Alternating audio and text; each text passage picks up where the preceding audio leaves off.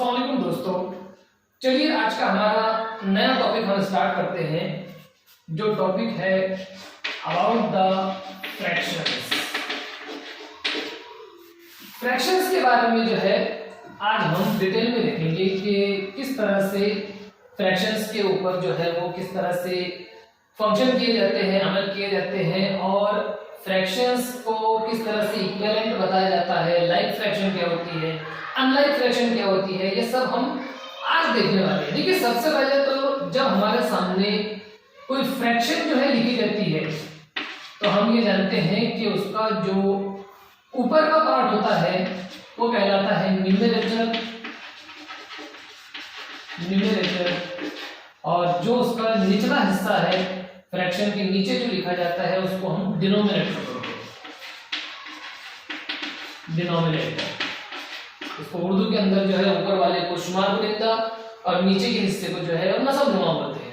तो देखिए न्यूमरेटर और न्यूमरेटर मालूम होने के बाद हम अगली डेफिनेशन जो देखेंगे वो डेफिनेशन देखेंगे about the equivalent fractions. Equivalent fractions किसे कहा जाता है ये हम देखेंगे।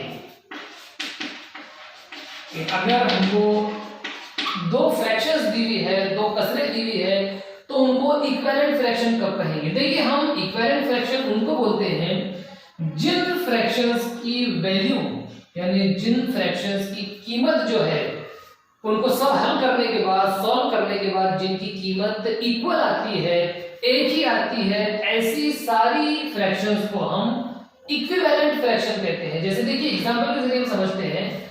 सपोज हमारे पास एक फ्रैक्शन मौजूद है 4/8।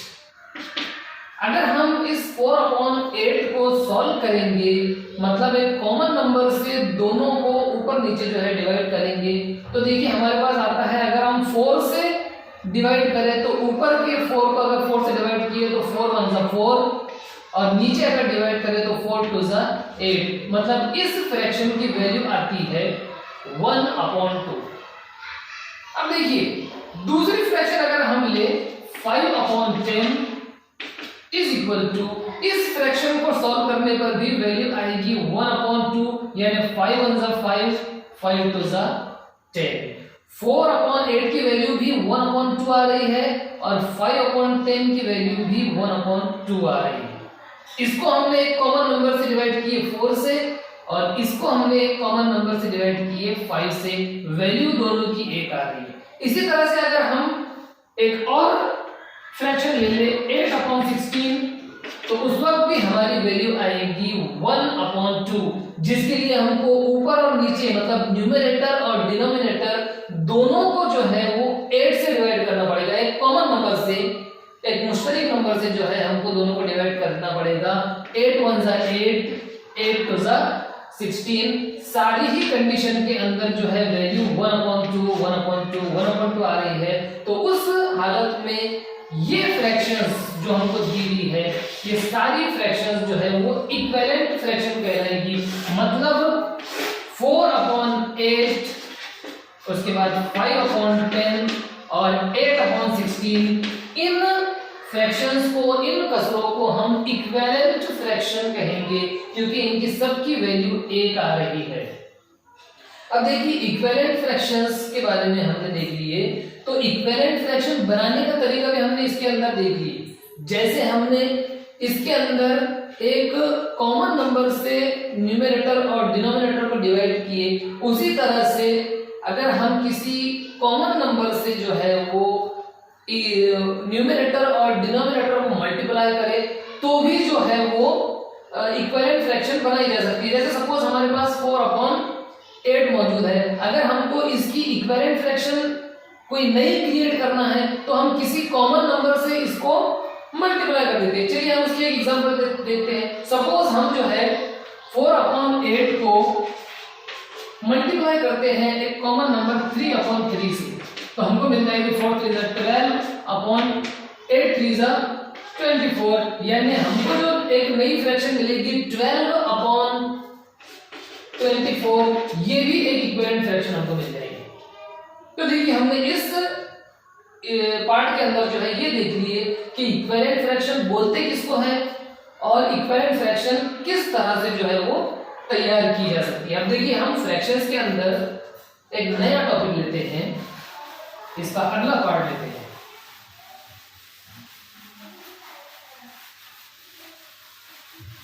फ्रैक्शंस की अगली टाइप हमारे पास मौजूद है like fractions and unlike fractions. Like fractions, देखिए लाइक फ्रैक्शंस ऐसी फ्रैक्शंस को कहा जाता है जिन फ्रैक्शंस का डिनोमिनेटर सेम होता है। जैसे मिसाल के तौर पर मैं आपके सामने दो फ्रैक्शन लिखता हूं, 2/8 और 3/8। ये दोनों फ्रैक्शंस के अंदर देखिए जो डिनोमिनेटर है, जो नसबनुमा है दोनों का, वो सेम है और इस तरह की फ्रैक्शंस को हम लाइक फ्रैक्शंस कहते हैं।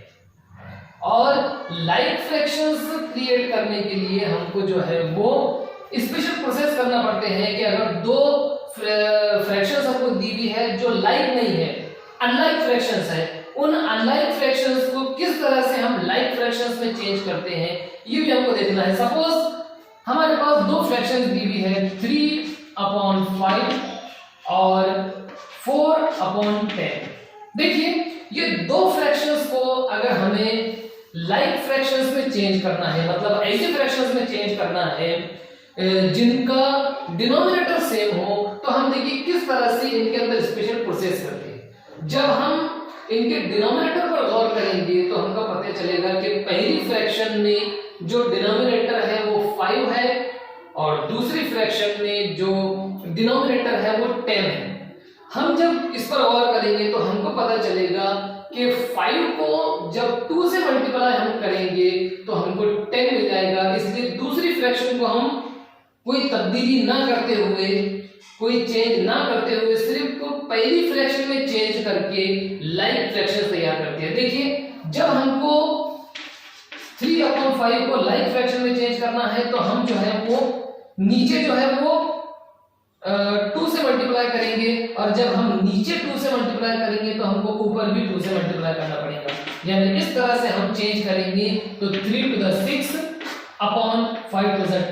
लिहाजा 3/5 को चेंज करने पर जो नई फ्रैक्शन हमको मिली है 6/10, ये इस फ्रैक्शन की जो है वो लाइक फ्रैक्शन है। मतलब 4/10 और 6/10 ये लाइक फ्रैक्शंस हो चुकी है। तो इस तरीके से जो है हम लाइक फ्रैक्शंस के अंदर जो है वो चेंज कर सकते हैं उन फ्रैक्शंस को जो अनलाइक है, जो एक जैसी नहीं है या फिर जिनका डिनोमिनेटर एक जैसा नहीं है। तो देखिए हमने इस तरह से ये देखे कि किस तरह से अनलाइक फ्रैक्शंस को लाइक फ्रैक्शंस में चेंज किया जाता है। अब देखिए इसके बाद हम कुछ एग्जांपल लेते हैं जिसके अंदर हम दो फ्रैक्शंस को लाइक फ्रैक्शंस में चेंज करके उनका आपस में कंपैरिजन किस तरह से कर सकते हैं। देखिए सपोज हमको इस तरह का क्वेश्चन आ सकता है कि compare the fractions, compare the fractions. मतलब ये है कि दो फ्रैक्शंस जो हमको दी हुई है उन फ्रैक्शंस में कौन सी फ्रैक्शन बड़ी है और कौन सी फ्रैक्शन छोटी है, ये हमको इसके अंदर डिसाइड करना है। देखिए इसके अंदर बाकायदा हमको एक खास प्रोसेस के जरिए जो है दोनों फ्रैक्शंस को लाइक फ्रैक्शंस में चेंज करना पड़ेगा। देखिए पहली फ्रैक्शन जो है हमारे पास 4/8, इसमें न्यूमरेटर 4 है, डिनोमिनेटर 8 है। दूसरी फ्रैक्शन जो हमारे पास मौजूद है 3/6, इसमें न्यूमरेटर 3 है और डिनोमिनेटर 6 है। हमको इन दोनों के अंदर ऐसा चेंज करना है कि दोनों का जो डिनोमिनेटर है वो सेम आ जाए। देखिए इसके अंदर हम क्या करते हैं, इसके अंदर हम पहली फ्रैक्शन को यानी 4/8 को दूसरी फ्रैक्शन के डिनोमिनेटर से मल्टीप्लाई करते हैं, यानी उसके न्यूमरेटर को भी और डिनोमिनेटर को भी मल्टीप्लाई करते हैं दूसरी फ्रैक्शन के डिनोमिनेटर से, यानी दूसरी फ्रैक्शन का डिनोमिनेटर 6। जब हम 6/6 से इसको मल्टीप्लाई करेंगे तो देखिए हमको पहली फ्रैक्शन चेंज होकर 4 6 24 मिलेगा और 8 6 48 मिलेगा। इस तरह से हमने पहली फ्रैक्शन को चेंज कर कर इस तरह से पहली इक्वेशन हासिल की। दूसरी फ्रैक्शन को यानी 3/6 को मल्टीप्लाई करना पड़ता है पहली फ्रैक्शन के डिनोमिनेटर से। जैसे हमारे पास दूसरी फ्रैक्शन मौजूद है 3/6 और पहली फ्रैक्शन का जो डिनोमिनेटर है वो है 8, तो हमको पहली फ्रैक्शन के डिनोमिनेटर से मल्टीप्लाई करना पड़ेगा।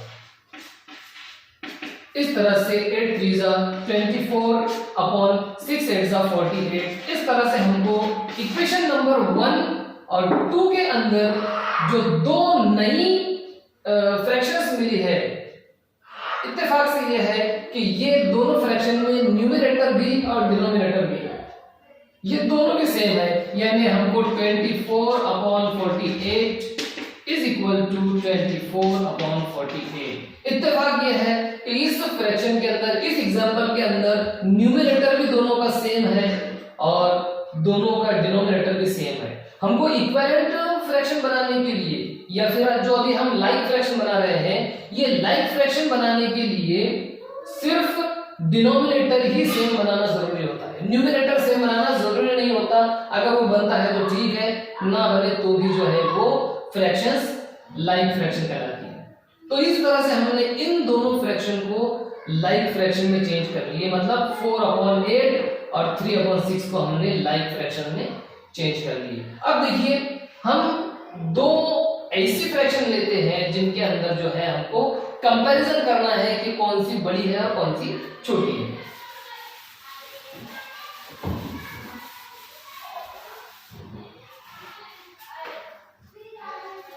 सपोज हमको एक एग्जांपल दी हुई है जिसके अंदर हमको एक फ्रैक्शन दी हुई है 5/8 और 2/9। देखिए इन दो फ्रैक्शन को हमको कंपैरिजन करना है, ये देखना है कि कौन सी फ्रैक्शन बड़ी है कौन सी छोटी है। तो हमारा तरीका ये है कि हम पहली फ्रैक्शन को मल्टीप्लाई करते हैं दूसरी के डिनोमिनेटर से, यानी 9/9 से। 9 5 45/9 8 72। इस तरह से हमने पहली फ्रैक्शन को चेंज करके इक्वेशन नंबर 1 ले ली। फ्रैक्शन नंबर 2 हमारे पास मौजूद है 2/9, जिसको हम चेंज करने के लिए पहली फ्रैक्शन के डिनोमिनेटर से मल्टीप्लाई करेंगे, यानी 8 से। देखिए 8/8। इस तरह से हम 8 to the 16/8 9 72 इक्वेशन नंबर 2।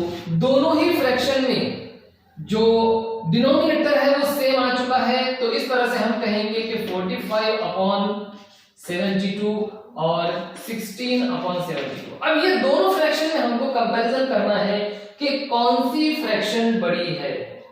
तो देखिए इसके अंदर हम देखते हैं कि दोनों का डिनोमिनेटर अगर सेम रहा तो फिर जिस फ्रैक्शन का न्यूमरेटर बड़ा होता है वो फ्रैक्शन की वैल्यू बड़ी होती है, मतलब वो फ्रैक्शन बड़ी होती है।